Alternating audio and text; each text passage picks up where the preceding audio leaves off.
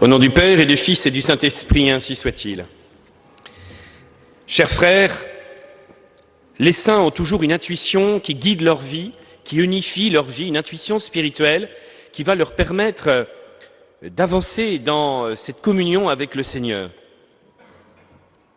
Alors, chez Sainte Thérèse de l'Enfant Jésus, cette intuition fondamentale va être la découverte de l'amour infini du Seigneur pour nous pécheurs. Vous savez, dans une période où il existait encore un certain rigorisme moral, il n'était pas rare de trouver des prédications parfois un petit peu jansénistes, même si bien sûr l'Église n'était pas que cela, bien entendu, il ne faut jamais caricaturer. Mais nous ne mesurons pas à quel point la prise de conscience de l'amour de Dieu comme moteur de la vie spirituelle est vraiment due à Sainte Thérèse de l'Enfant Jésus. Bien sûr, nous avons besoin de rappeler la justice, les fins dernières. Et Dieu sait qu'aujourd'hui, nous tombons dans un autre excès où nous ne voudrions plus jamais parler de péché mortel, de justice, d'enfer éternel. Mais cependant, cette redécouverte, parce que bien les saints ont toujours été conscients de cet amour de Dieu, et on voit dans les écrits des grands mystiques, aussi bien au XIXe, mais déjà au XVIIIe, je pense à saint Alphonse de Liguori, et puis bien d'autres, où c'est toujours l'amour de Dieu qui est prioritaire. Mais c'est vrai que la force de Sainte Thérèse, c'est de nous faire prendre conscience dans notre spiritualité au quotidien de cet amour de Dieu. Et elle va arriver, avec cette prise de conscience de cet amour de Dieu, eh bien, à unifier nos vies. On peut dire que c'est l'amour vécu au quotidien dans les petites choses. Vous le savez, ce qui nous motive beaucoup plus, c'est l'amour. L'amour peut nous faire faire des choses immenses. Et Sainte Thérèse en avait l'intuition profonde que si on pouvait découvrir cet amour profond du Seigneur, nous pourrions grandir dans cette sainteté. Elle qui parlait de cet ascenseur divin, de cet oiseau qui devait s'élever vers les airs. Elle qui parlait, elle n'a pas employé le terme tel quel, mais de cette voix d'enfance, d'être comme un petit enfant et de se remettre entre les bras du Père. Elle avait compris que la puissance de la grâce de Dieu se manifeste d'abord dans la charité, dans cet amour, dans une prise de conscience profonde que nous sommes infiniment aimés de Dieu. Et que cet amour va nous permettre de vivre au quotidien la patience, la régularité dans la prière, la régularité dans notre devoir d'État, la charité au quotidien, l'obéissance pour elle à ses supérieurs. Et Dieu sait que dans un couvent de religieuses, la vie n'est pas toujours simple, c'est pas le paradis. Eh bien, au quotidien, dans un univers qui n'était pas forcément un univers de saints, Sainte Thérèse de l'Enfant Jésus va montrer dans les réalités quotidiennes une force extraordinaire. Quel est le secret de cette sainte qui va bouleverser le XIXe siècle à tel point que les papes modernes, Saint Pie X ou Pie XI, parleront de la plus grande sainte des temps modernes? Comment cette sainte qui va devenir docteur de l'Église va-t-elle bouleverser notre histoire? Par cette découverte de la puissance de l'amour comme étant cette force unificatrice, cette force spirituelle qui permet de vivre le concret chaque jour, avancer par amour.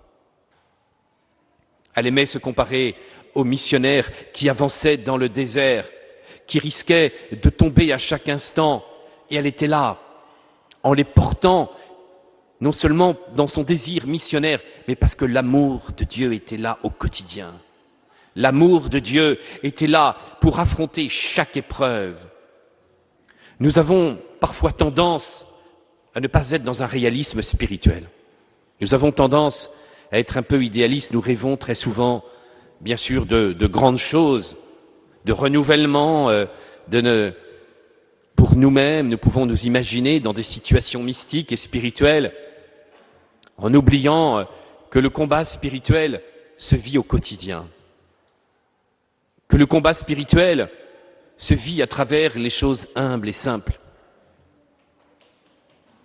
Et c'est vrai qu'on aimerait être emporté par un élan spirituel qui nous fasse sortir des réalités d'une vie familiale, des difficultés dans l'éducation des enfants, dans la rencontre au quotidien, dans le travail de personnes désagréables, à accomplir des choses désagréables dans le travail. Et Dieu sait que la vie est ponctuée, en fin de compte, de choses désagréables, pénibles à faire. Sainte Thérèse a la solution. C'est de transformer tous ces éléments qui semblent nous détourner, en fin de compte, du pur amour, qui nous semble détourner d'un grand idéal spirituel, mais d'arriver au quotidien à en faire une offrande. À en faire une offrande et au quotidien, et c'est ainsi qu'on peut persévérer dans la vie spirituelle et dans sa vie de prière, comprendre que l'amour est cette lente maturation.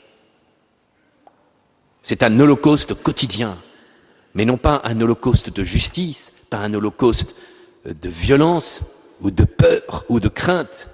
Elle était arrivée à ce stade dans l'épître de Saint Jean où l'amour dépasse la crainte. Alors nos contemporains se servent trop souvent de cela, en oubliant que justement cet amour est un moyen de vivre au quotidien la fidélité au commandement de Dieu, pas de passer au-dessus.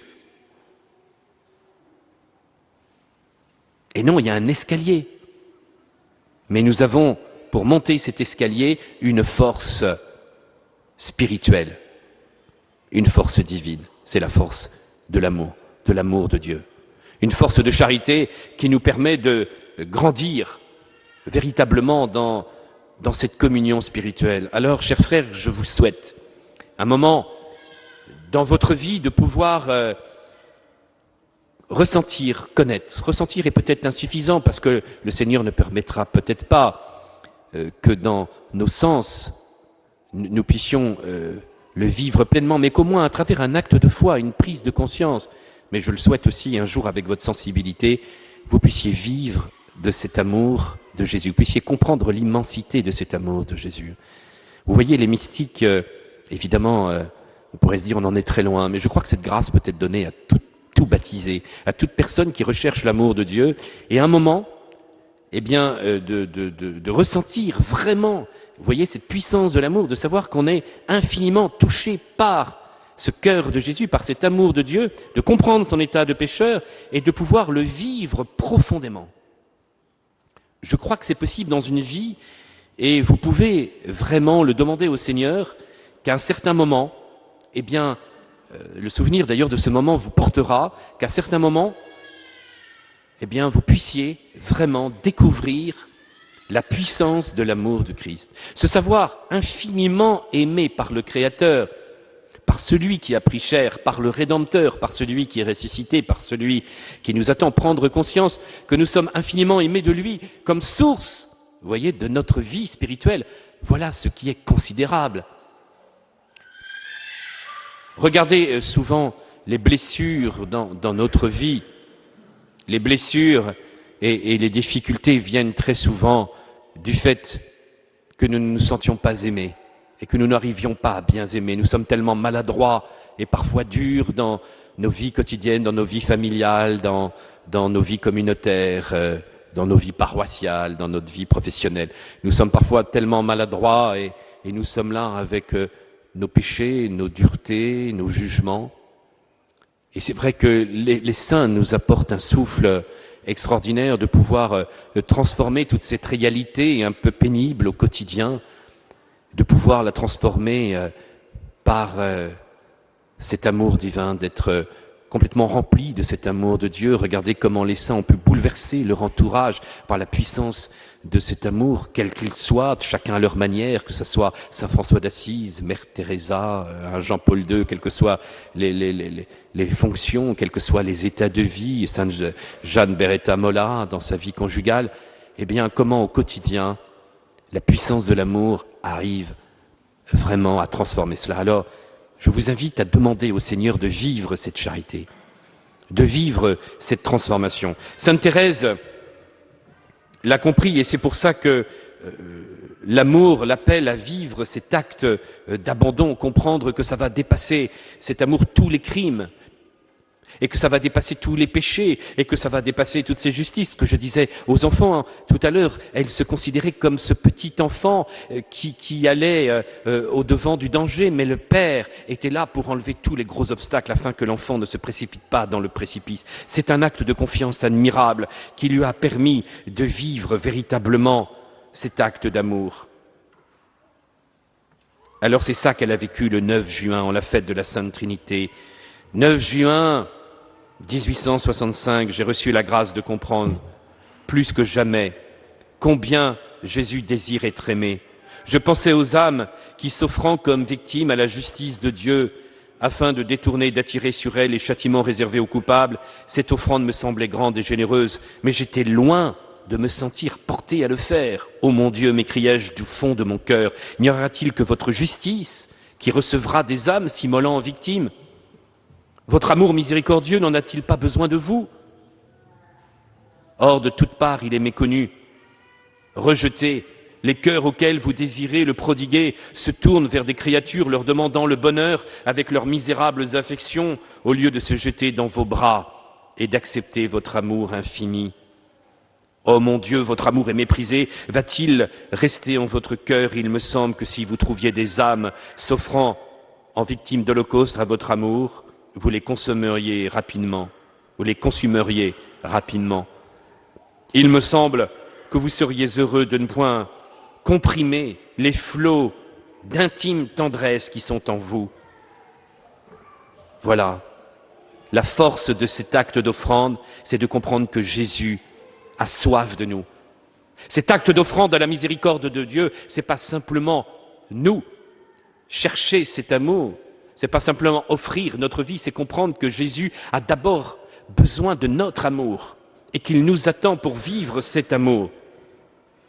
Et c'est ainsi que quelques jours après son acte d'offrande, elle va, au cours du chemin de croix, ressentir au plus profond de son âme cette réalité mystique. Eh bien, je commençais mon chemin de croix et voilà que tout d'un coup, j'ai été prise d'un si violent amour pour le bon Dieu que je ne puis expliquer cela qu'en disant que c'était comme si on m'avait plongé tout entière dans le feu. Oh, quel feu et quelle douceur en même temps! Je brûlais d'amour et je sentais qu'une minute, une seconde de plus, je n'aurais pu supporter cette ardeur sans mourir. J'ai compris alors ce que disaient les saints de ces états qu'ils ont expérimentés si souvent. Pour moi, je ne l'ai trouvé qu'une fois et qu'un seul instant, et je suis retombé alors dans la sécheresse habituelle. Vous voyez, la vie de Sainte Thérèse, et comme de beaucoup de mystiques, ne sont pas des vies de charisme, de gloire, qui seraient dans un état d'extase permanente, où pourrions nous dire, mais ils sont à des années-lumière de ce que je vis. Ils ont connu nos fatigues, ils ont connu nos souffrances, ils ont connu nos tentations, ils ont connu nos découragements, nos désespoirs. Sainte Thérèse a vécu le désespoir, peut-être comme peu de mystiques l'ont vécu, jusqu'à même souhaiter la mort à certains moments. Vous voyez, les saints vivent quelque chose au plus profond de leur cœur, de ce que vit le monde, de ce que vit véritablement chaque pécheur.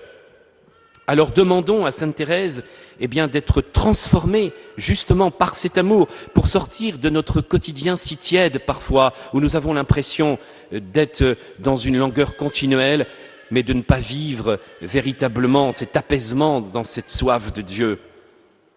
Alors je terminerai par cet acte d'abandon à la miséricorde, pour que cela nous aide à vivre au quotidien, dans les petites choses, cette paix et cette joie d'être dans l'amour de Dieu. Ô mon Dieu, Trinité bienheureuse, je désire vous aimer et vous faire aimer. Travailler à la glorification de la Sainte Église et secouant les âmes, en sauvant les âmes. Je désire accomplir parfaitement votre volonté et d'arriver au degré de gloire que vous m'avez préparé dans votre royaume. Je désire être sainte, mais je sens mon impuissance et je vous demande, ô mon Dieu, d'être vous-même ma sainteté.